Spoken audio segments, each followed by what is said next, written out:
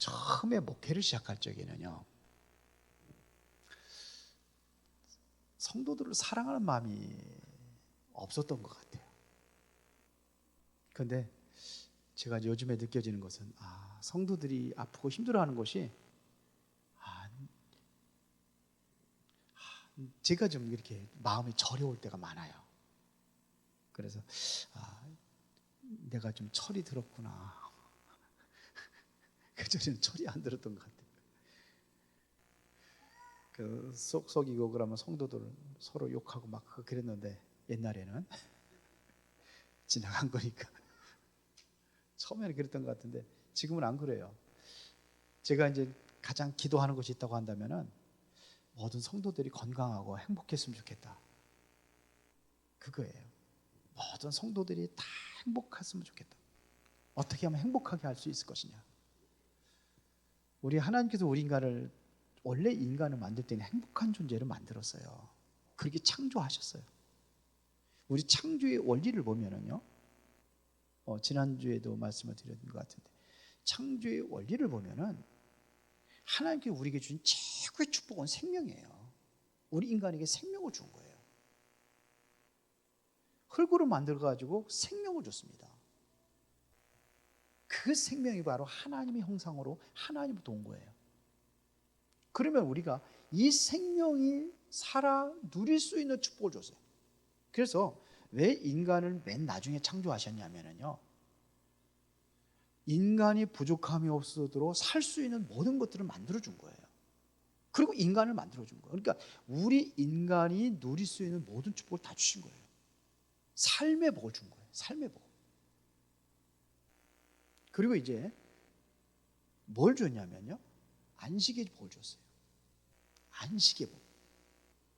안식이라는 것은 그냥 뭐 맨날 내 마음대로 그냥 피곤하면 자고 뭐 그냥 이렇게 막 돌아다니고, 이게 안식이 아니에요. 안식이라는 것은 뭐냐면 거룩한 겁니다.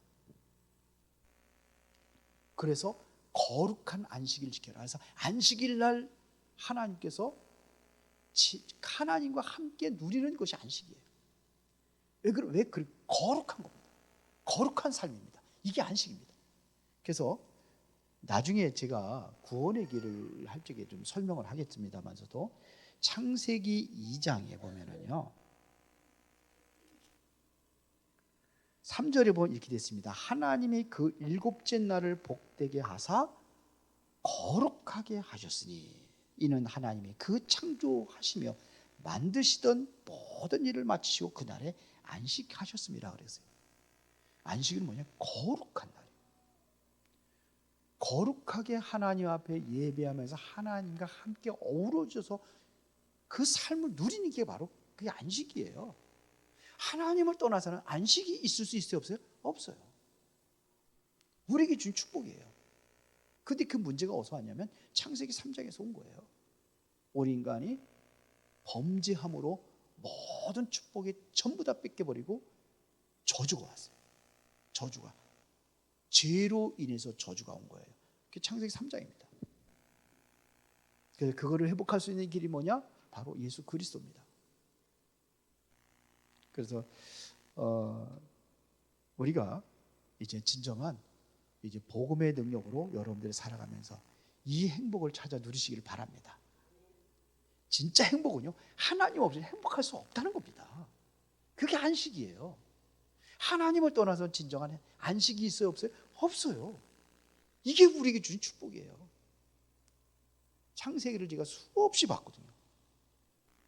그러면서 느껴진 것이 이게 복이구나. 그게 복이에요.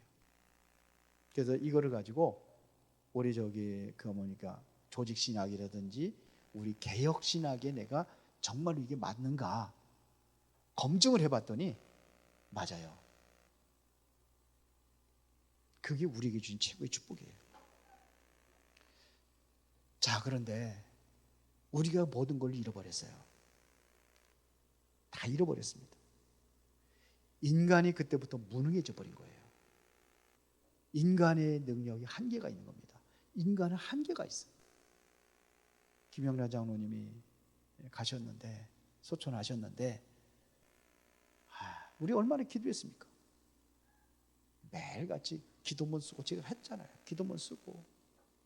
물론 김영렬 장로뿐만 아니죠. 이제 그 처음에 그렇게 시작한 거예요. 제일 먼저 그분이 암으로 걸려가지고 그렇게 그래서 가장 힘들고 위험에 빠져 있었으니까 그 시작을 해가 지금 이제 계속 이제는 우리 김영란 장로님 가셨지만서도 오늘도 기도문을 써서 올렸거든요. 그런데 보세요. 하나님께서 데려가시겠다면 아무도 못 말려. 우리 인간은 하나님의 주권 속에서 살아가는 겁니다. 그래서 우리는 하나님 앞에 기도하는 겁니다. 왜 우리가 기도해야 됩니까? 바울도 그랬습니다. 우리는 무능하니까요. 한계가 있으니까. 그래서 바울도 뭐냐면 나의 약한 것을 자랑한다고 그랬어요. 무슨 약한 것을 자랑을 합니까? 그건 뭐냐면 하나님 앞에 기도하는 마음으로 나의 연약하고 이러니까 하나님께서 내 연약함을 살펴달라는 거예요. 그래서 내게 능력 주시냐 내가 모든 것을 할 수 있다. 그렇게 고백을 하는 겁니다. 그렇죠? 무능한 걸 자랑한다. 약한 것들을 자랑한다. 왜 그러냐면 하나님의 능력으로 채워지니까. 기도입니다. 내 힘으로는 감당할 수 없는 일들이 계속해서 우리는 맞이합니다. 육신의 질병이라든지 또 우리 마음에는 낙심이 오고 또 뭐냐 사람과의는 갈등이 오고 그게 우리 인간이에요. 육신이 연약하고 병들으면 아무것도 못해요. 제일 우리가 뭐 영혼이 중요하지만 우리가 살아가는 데 삶에 있어서 가장 중요한 게 뭡니까? 삶에서 우리는 하나님 편에 살죠. 그런데 제일 중요한 게 뭐예요? 건강이에요. 건강 잃으면 다 잃어요. 건강 잃으면 뭐냐? 전도도 못해요. 건강 잃으면 하나님께 헌신보다 봉사도 못하고 아무것도 못해요. 건강 잃어버리니까 하나님께 나와서 예배하는 것도 못 드리잖아요. 그래서 오늘 여러분들이 오늘 말씀을 드려도 모든 건강 회복하시고 진짜 행복한 삶을 사시길 바랍니다. 우리가 또 뭐냐 육신이 그런 것도 있지만 영혼이 지치면은요 다 지쳐요. 영혼이 지칠 때 그렇게 기도하는 겁니다. 영적인 힘으로 얻어야 되거든요. 거기서 영적인 힘으로 회복되고 그러니까 고난 중에 가장 강력하고 실천적인 해결책이 뭡니까? 그게 바로 기도입니다.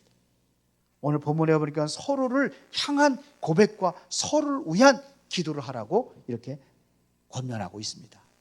오늘 성경이 그렇습니다. 그래서 여러분들이 진실한 기도의 고백이 있기를 바랍니다.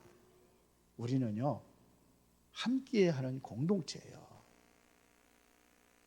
그래서 어떤 기도를 우리가 정말 하나님께서 받으시냐면은 진실한 고백이 담겨 있어야 됩니다. 진실한 고백이 모든 담을 헐어요. 하나님과 우리 인간 사이의 담도 헐고 또 사람과의 관계도 이게 진실할 때 헐어지고 그렇게 되는 겁니다. 이게 자꾸 감추고 숨기고 그러니까는 내가 숨기면 다른 사람도 숨기죠. 내가 마음을 오픈하면 다른 사람도 오픈해요. 이것을 뭐라 하냐면 서로의 진실한 고백이 있어야 됩니다. 그래서 너의 죄를 서로 고백하며 이게 시작이에요. 기도의 시작. 너의 죄를 서로 고백하며 그래 평락교에서 기도하라. 죄를 고백하라. 고백이라는 것은 두 가지 의미가 있는데 첫 번째는 뭐냐면 하나님 앞에 드리는 회개가 이것도 고백이에요. 우리의 죄를 자백한다고 그러잖아요. 우리의 죄를 고백한다고 그러잖아요. 그런 거 하면은 공동체 안에서의 연약함과 잘못을 솔직히 내려놓는 것도 이것도 고백이에요. 레위기에서 나가잖아요. 레위기에서 나가는데 뭐 오늘 이번 뭐라 했습니까? 속죄제가 뭐예요?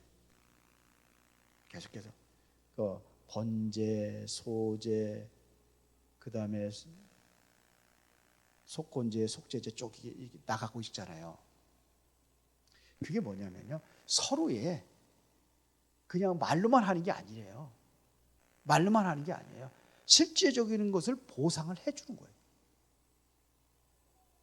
내가 이웃에게 잘못했으면 실제로 보상을 하는 겁니다. 내가 상대방에게 100만 원어치를 손해를 끼쳤다 그러면 5분의 1을 더 추가해가지고 120만 원을 손해배상을 해야 돼요. 이게 그거 제사법입니다. 오늘은 뭐에 대해서 얘기했습니까? 모든 직분에 따라 가지고 제사가 다 달라요. 제물이 달라요.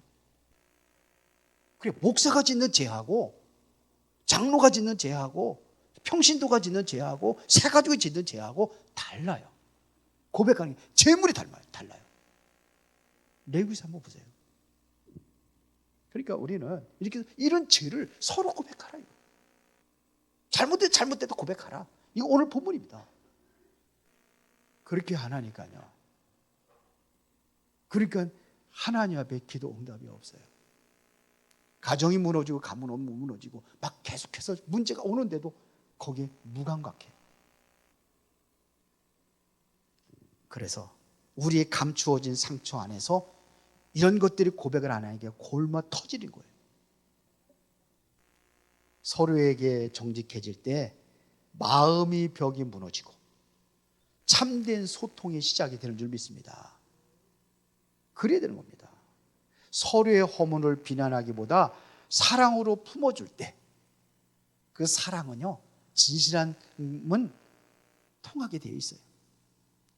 그곳에서 하나님의 치욕사가 일어나는 거예요. 두 번째는 기도는 함께 짊어지는 사랑이다.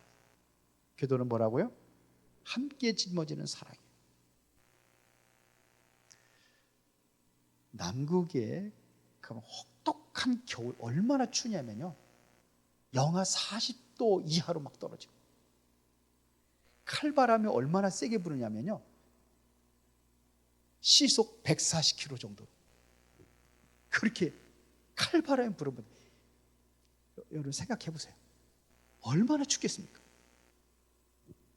그런데 이곳에 황제 펭귄들이 살아남는 비밀이 돼. 그렇게 경쟁이 추우면요, 이들은 어떻게 하냐면 서로 뭉친대요. 같이 그냥 다 서로 가까이 해가지고 서로 이제 그냥 뭉치는 거예요. 그럼 따뜻할 거 아닙니까?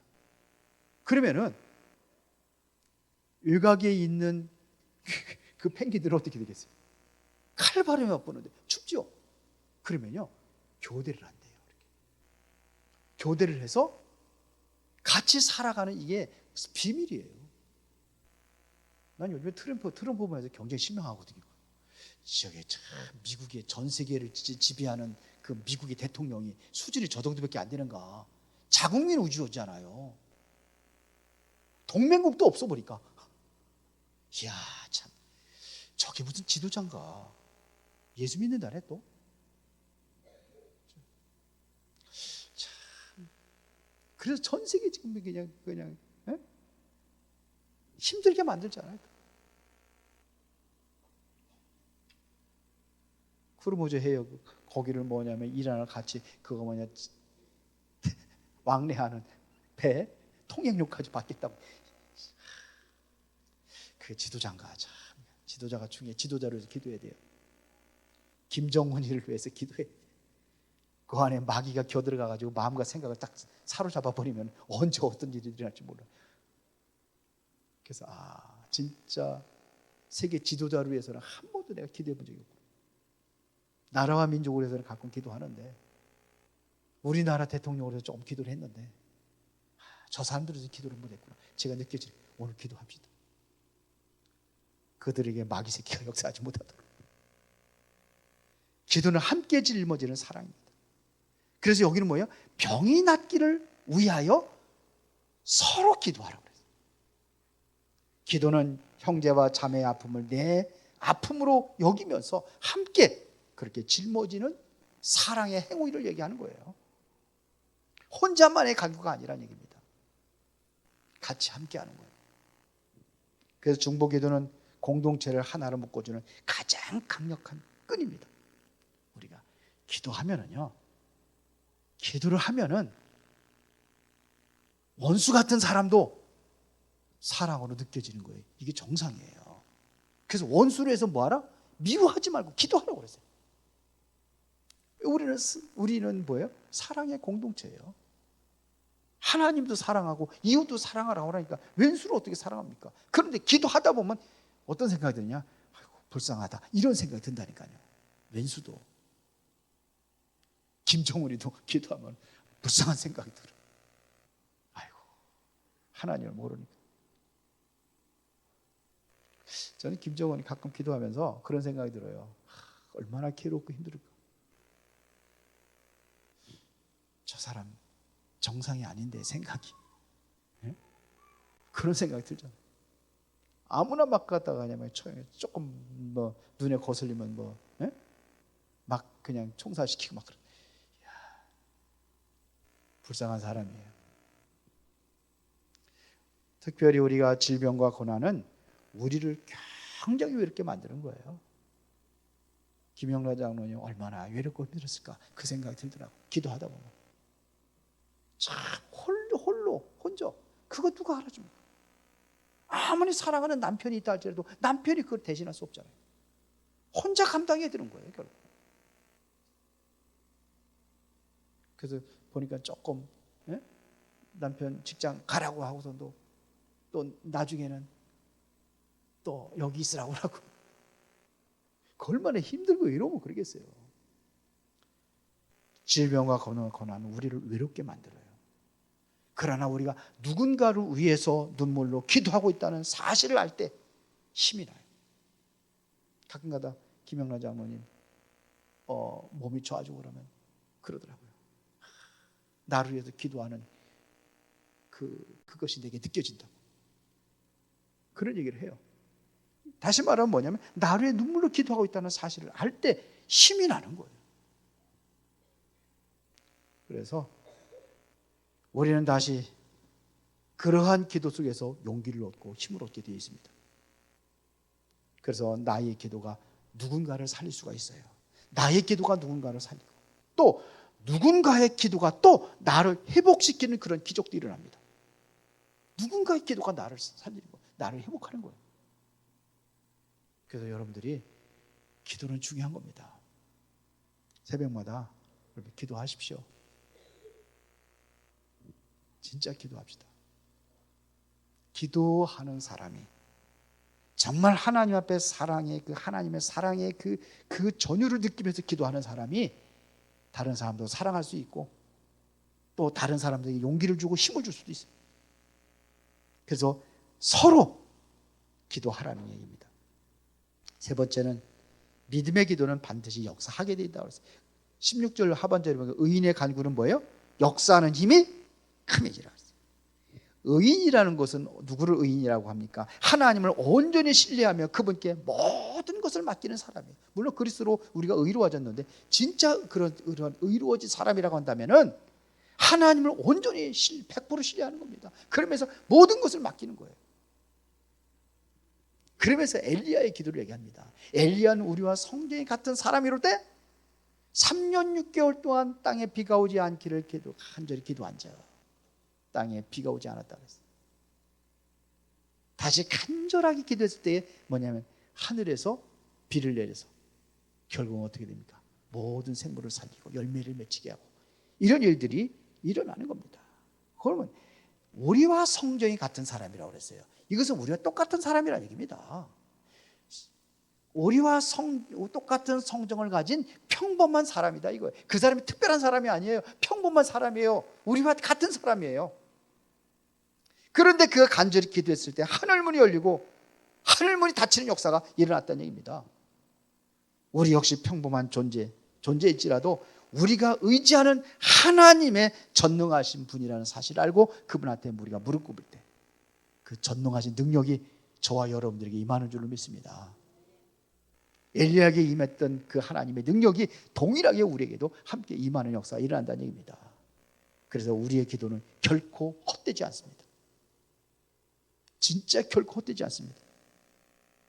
그래서 결론적으로 기도로 승리하는 삶을 사시기를 바랍니다. 혹시 여러분들이 인생의 겨울을 맞이했다고 생각하시는 분들이 있습니까? 아니면 내 주변에 정말 힘들어하고 어려워하는 사람들이 있습니까? 서로의 아픔을 나누고 진심으로 기도할 수 있어야 됩니다. 오늘 그런 밤이 되기를 바랍니다. 진솔한 고백으로 모든 하나님과의 관계를 회복하고 또 이웃과의 사람과의 관계도 회복하고 진실한 기도는 육신과 영혼이 치유되고 놀라운 역사가 일어나게 되는 줄로 믿습니다. 그럴 때 우리의 삶의 모든 삶의 변화가 일어나는 거예요. 내 삶의 변화가 일어나는 거예요. 그래서 여러분들의 기도가 오늘 최고의 응답을 드리는 이 밤이 되어야 될지 믿습니다. 하나님, 이 밤에도 우리가 간절한 마음으로 주님 앞에 기도하겠습니다. 기도할 때 하나님의 성령이 역사해 주시고 엘리야처럼 하나님의 능력이 임하는 그 은혜를 체험하게 하여 주시고 모든 그리스도의 사랑과 은혜가 나만이 아니라 이웃에게까지 전달될 수 있도록 그 은혜와 축복을 먼저 누리는 이 밤이 되게 하여 주옵소서. 예수 그리스도 이름으로 기도드리옵나이다.